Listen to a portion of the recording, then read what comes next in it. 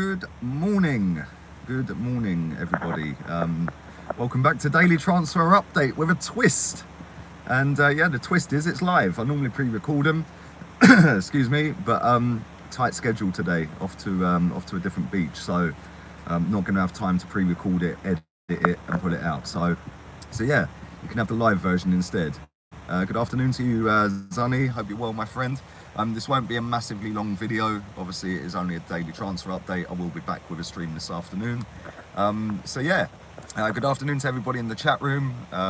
Thanks for coming along. Like I said, it's a little bit of a twist. I normally do these pre-recorded, so yeah, you're in for a treat. There you go. Rather than pre-recording it, you get the live version. But Jenkinson is wanted apparently by Crystal Palace. Obviously, that's been a story that's been going around for about, I don't know, maybe 3 weeks now, 3.5 weeks, that they want a right back. Obviously, they sold Wan-Bissaka to Man United for £50 million. So they need a replacement. Now, Jenkinson's 27 years old, loads of experience in terms of age and length of time in a Premier League team. But actual game time and actual playing time, he hasn't had anywhere near enough because he just ain't good enough. Now, is he good enough for Palace? I don't really care. As long as he goes, you know. Nothing against the lad. He's an Arsenal boy through and through. We all know that. We all know he's an Arsenal fan. And we all know his granddad played for Arsenal many, many years ago. So, listen, I get why he's still here. If I was playing for Arsenal and they offered me a 5-year deal, I wouldn't go. I'd sit him there, run my contract down as well, because I'm an Arsenal fan. So yeah, in terms of Wilfried Zaha, that is being tipped as somebody who could be used as a make-weight in the deal. It's not going to be a massive amount of money off, let's be real. He's going to be worth about, what, £3 million if we're lucky. So it's not going to be a massive amount coming off in terms of fee. It gets 40 grand off the wage bill every week, so that's a bonus. That could potentially go towards Zaha's wages. But all in all, this deal is hotting up and it is getting closer and closer to the end of the transfer window, the deadline day. And at the very beginning, when this was first tipped as a rumour, Zaha to Arsenal, I just laughed at it. I was like, we don't want Zaha, what are you talking about? But I'm actually starting to think it's going to get done. And I do think he is going to be an Arsenal player because we've put a bid in. Yes, it was a stupid bid compared to what they want. I get that. That was just to ruffle the feathers and show, look, we do want you. Now it's up to you to go and do what you're doing. Now he has done that. He's gone and told Palace that he wants to leave. And now it's up to Palace to decide what they want to do with him in terms of, do they keep him and have an unhappy player on the books, or do they just speed up the transfer negotiations, accept a bid which is less than what they want, just to get rid of him? Obviously, we've seen with players on the books, you know, sometimes when they don't get their own way and they don't get their move, they end up disrupting the camp. You know, and Wilfried Zaha, to me, it's just my opinion, he does look that type. He does look like the type that would just go on strike. Very much like Koscielny has, who is somebody I'm going to come on to now. He's still on strike, as we know. He still wants to leave the club. And I think that this needs to be resolved pretty sharpish, because we can't go towards the end of this transfer window, into the final weeks of this transfer window, with a player here, like I've just said, that is not happy at the club. So you've got a few options. You either bin him and say, cool, we terminate your contract, go, get out. Why should they do that? At the end of the day, he's still got a year on his contract. That means money, whether it be 50 quid or 50 million. It is still money we can get into the club. So that's one option. You can bin him, right? Second option, you bang him in the reserves and say, tough, see out the next year of your contract, and you can leave for nothing. You won't play again for the club. You're not being a captain, blah, blah, blah, blah, blah. So that's the second option. The third option is let him buy out his contract, which gives the club some money, which is probably what they'd get there or thereabouts for a transfer fee. It'd be around £4 million in wages, unless they took a cut price on the wages and let him buy it out. And then there's the last option of take him to court. And there's a lot of stories going around this morning saying that could be a potential option. Now listen, I don't want it to go down that route. It's £4 million. Yes, for me, you and everyone else watching this stream, that is an awful lot of money. To Arsenal Football Club, that is peanuts. It's a drop in the ocean. But this is about principle. This isn't about the money. You've signed a contract. You're under that contract. You are not going anywhere. And if you are, you're paying for it. It's as simple as that. So I don't know. That's going to go on and on and on. Let's move on to Danny Chabalos. Is it Chabalos, Celebos? I don't even know his name. Every time I pronounce his name, somebody tells me I said it wrong. The guy from Real Madrid, the midfielder. That's very close to being done if you believe all the reports going around this morning. That is a loan deal. Celebos. Anyway, you know what I'm on about. That's a loan deal. I personally don't rate him. I don't think. Listen, I do rate him in terms of he's a very good player. I don't think that he's going to make that step up to Premier League football. Say Bayos. Okay, thank you, Haroon. Appreciate that. I don't think he's going to make that step up into Premier League football, and I'll tell you why I think that. Right, playing in La Liga is a completely different ball game. You breathe on them, they're on the deck, they're getting a free kick.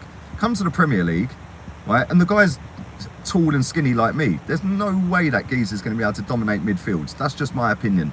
He might look good over in Spain, and he does. I've watched Spanish football week in, week out for 15 years.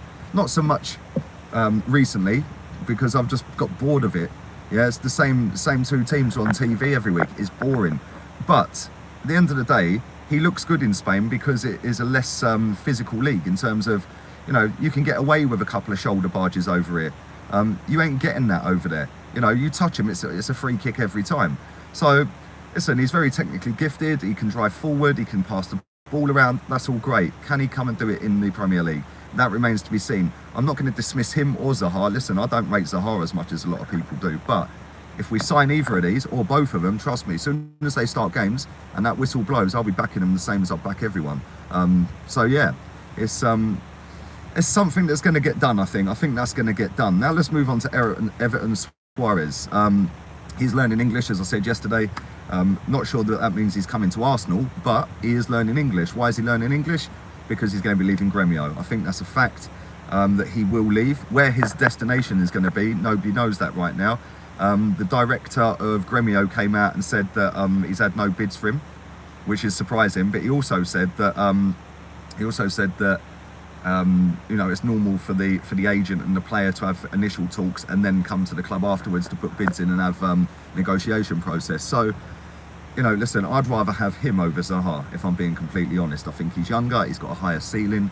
I think he's just unbelievable. Yeah, unbelievable. And how he is still playing in Brazil at 23 years old is a miracle. How has nobody unearthed this guy 3-4 years ago? Because the guy's got so much talent, it is unbelievable. He can just run you ragged. Left, right, centre, he'll nutmeg you, drag backs, he can score goals, he gets assists, and he works hard, and that's what you want. You need hard-working players in the Premier League. I think he fits our mode and our model extremely well.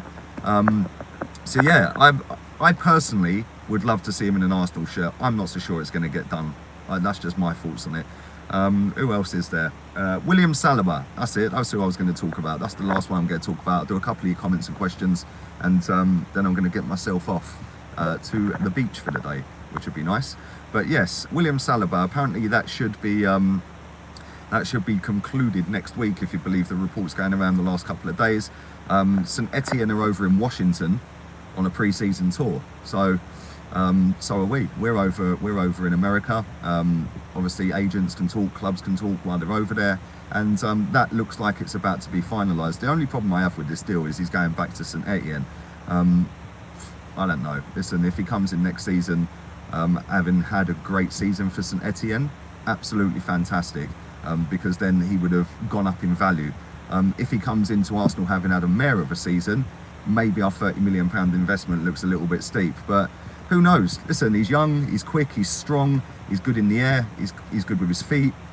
We need a centre-back. The shame it is not for now, though. Shame he is going back.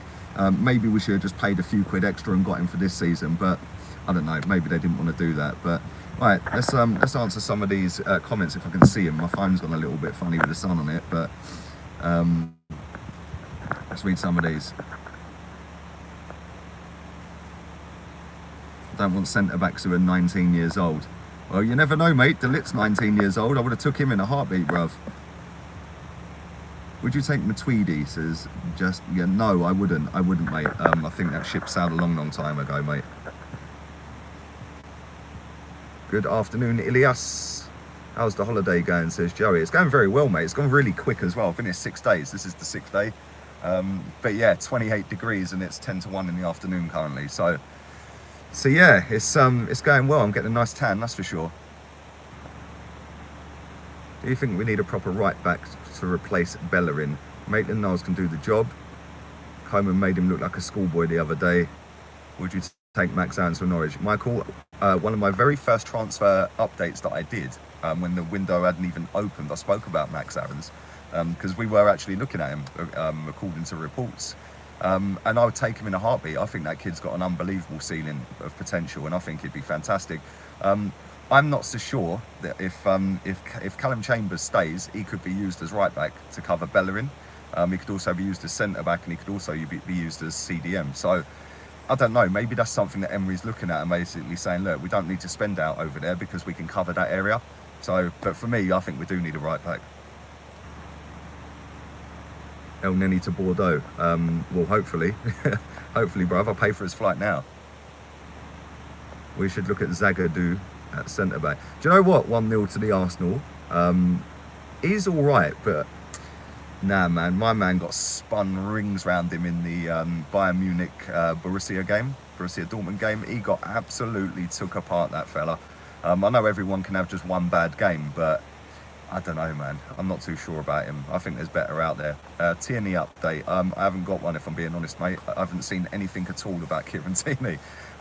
So yeah, that's where we're at with it. Hopefully he signs. If he signs, I'll be over the moon, but I'm not too sure right now. I was sure. I'm not too sure. It's died a death, but there's still 3 weeks of this transfer window, just under 3 weeks of the transfer window. It's going to go into silly moments right now because the last couple of weeks of this window, that's when everything's going to go bang, bang, bang.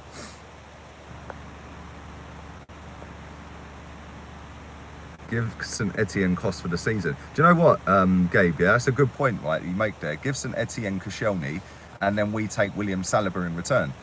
Maybe that's something they could be trying to do. Who knows? It's not official behind him yet, so maybe that is something that could be. Koscielny goes back home. We get a centre back for now. Everyone's a winner. That could be an option. Thank you to nearly 700 of you watching live. Do smash a like on the video, please. It does help the daily transfer update video get out there, and obviously help us build the channel as well. So I do appreciate that. Let's bash that straight through the 100 barrier if we can. And I'm going to do 2.5 more minutes. I'll get this up to 15 minutes and I'll get myself out of it. Joel D'Souza says season ticket price. Well, that all depends, my friend. If you're in the North Bank, it's cheaper. Sorry, if you're in the North Bank lower, which is where I am, it's cheaper than the North Bank upper. My ticket's about 900 and something, 940 I think it is. If you're in the upper tier, you're talking about 1,200-1,300 quid, mate. I'm not sure how much it is down the other end at the clock end, but I'm sure it'd be there or thereabouts, although they do have the young guns, the junior gunners down that end. So yeah, and then obviously East and West End, and then obviously if you go club level, it's even more. What have you been up to? What are you up to today? I'm going to the beach, bruv. I'm going to the beach. I'm going to go and plot myself up on the beach and happy days. Why are our season tickets 1,400?